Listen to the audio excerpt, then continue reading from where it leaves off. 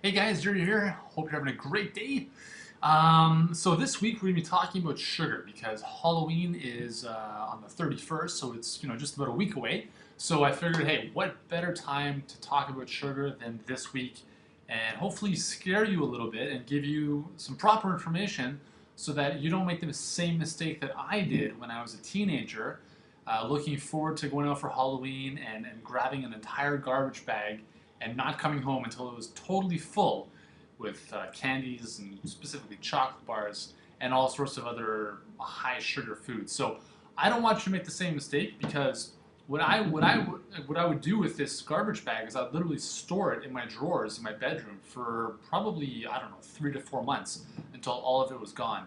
Now, needless to say, you probably know that the health issues that I uh, kind of went through when I was in my teens was largely related to the foods I was eating, and specifically sugar. So we're going to talk about sugar, and in this video, actually, I'm going to share some things about sugar this week that you may not have known before. So in this video, we're going to kick it off by talking about how sugar negatively impacts your calcium balance and can lead to bone loss as well as many other calcium related conditions. So let me first start off by saying that when I talk about sugar, I'm talking about high fructose corn syrup or sucrose. It's the same thing. It's the exact same molecular structure. One molecule of glucose, one molecule of sucrose. Okay.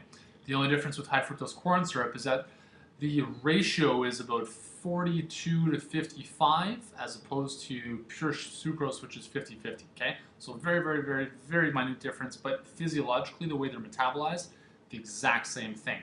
Now, the problem with sugar, obviously, you may know this, that recent research is showing that we're eating high fructose corn syrup specifically. We're eating about 63 pounds per year right now. Okay, that's crazy. And overall sugar is about 114 pounds per year of overall sugar, and that includes high fructose corn syrup. Now, I don't know about you, but we're going to talk tomorrow about the impact on gaining weight and in terms of what sugar does to that. But I'm sure you can see that's a problem. So one of the big things that one of the big problems with sugar, especially refined sugar, is that in the refining process, a lot of important minerals like chromium, manganese, cobalt, zinc, magnesium, they're all stripped away from the raw sugar. And that's a problem because those minerals, specifically chromium, is very important for sugar uptake and assimilation into your cells. Okay, so if those are missing, then your body's going to have a problem with that. It's not going to be able to uptake sugar as efficiently, and you're going to end up having higher blood sugar levels. It's the same thing with the difference between eating white bread versus whole wheat bread. Whole wheat tends to have more of the fiber, more of the minerals intact because they have not been stripped out due to the refining process. Okay, not to say that either one is really good, but just to give you a bit of a difference there. So, how does sugar negatively impact calcium, and why does that matter? Well, here's the thing. Um, in the body, we're looking at minerals, but mineral relationships more importantly. So it's not so important as to say, okay, how much calcium are you getting in your diet?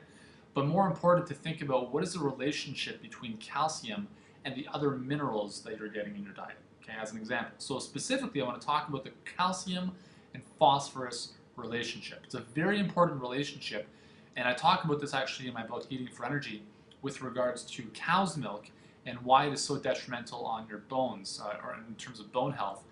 And the reason for this is because, in this case, for instance, sugar, the normal ratio, the normal good ratio, ideal ratio of calcium to phosphorus is 2 to 1, or specifically about 2.5 to 1. So there should be 2.5 times more calcium than phosphorus in your body. Now that's essential in terms of building strong bones and teeth and so forth, okay?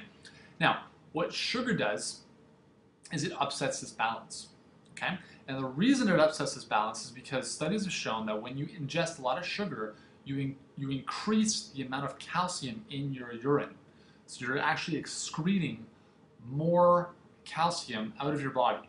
And there's a reason for that. The biggest reason is because your blood is becoming more acidic, calcium is used as a buffer, and the more acidic your body is, the more calcium you lose in your urine. Okay, so that's generally the relationship. Now, so if you're losing more calcium, that relationship, that ratio of calcium to phosphorus becomes a little bit out of whack, right? So when calcium decreases, phosphorus levels will increase. Now, you might say, well, if I'm losing calcium, the best thing to do would be to take a supplement, right? So you can take a supplement where you're going to get, 1,000 milligrams or IUs or 1,000 units of calcium a day. Well, that's not necessarily the way to go about it, because if it's not balanced with phosphorus, and that's not even talking about magnesium, because magnesium and calcium need to be balanced as well, right? Just calcium and phosphorus for a second. If that relationship's out of balance, we're going to have problems, okay, in terms of bone health and tooth or teeth health.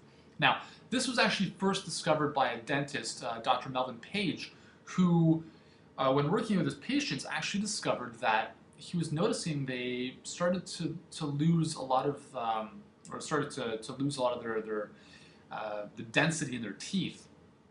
So he was noticing some bone loss, because we do store calcium in our teeth as well as our bones, right? So he was noticing that they were starting to lose a lot of bone density in their teeth and in and around the the mouth area. So he was wondering, okay, well, what's going on here? So he tested their blood levels, and he actually found that the calcium levels in their blood was sufficiently high. It was sufficiently normal. Okay, what's going on then? But he actually ended up finding that because they had a high sugar diet, a lot of these people eating refined sugars of all sorts, then that affected the phosphorus or calcium to phosphorus ratio, which later affected the amount of mineralization in their teeth. Okay, so that's the same thing as would lead to bone loss. Okay, so this calcium to phosphorus ratio, if that's out of whack, calcium is going to be extruded from the bones because it's going to buffer things off from the blood, and then that's a big issue. Okay, so that's really kind of the one of the founding fathers, if you want to call them that, of this whole topic. It's really important to understand, right? But most people don't consider, think about sugar as in, okay, well, sugar, blood sugar, whatever, issues with that. But this calcium issue is very, very important, because calcium, not only is it important for our bones, okay, so, we're talking about bones and teeth here. If you eat more sugar, you're basically going to be tearing apart your bones and teeth, which is not a good thing. The other thing is that calcium is actually it's the mineral that initiates muscle contraction. Okay, so if that balance is out of whack, then your muscles are not going to be able to contract properly and relax. So that's just an example of calcium, and we're just talking about calcium here. Okay, so that's not even to mention everything else, the other important minerals in the body. We're just talking about sugar's impact on calcium. Okay, so we'll stop it there for today. Tomorrow I'm going to be back. We're going to talk about sugar and specifically how it affects weight gain and obesity and the problems with that. All right, so have a great day, and we'll talk to you tomorrow. And in the meantime, don't have any sugar. Okay, see you soon.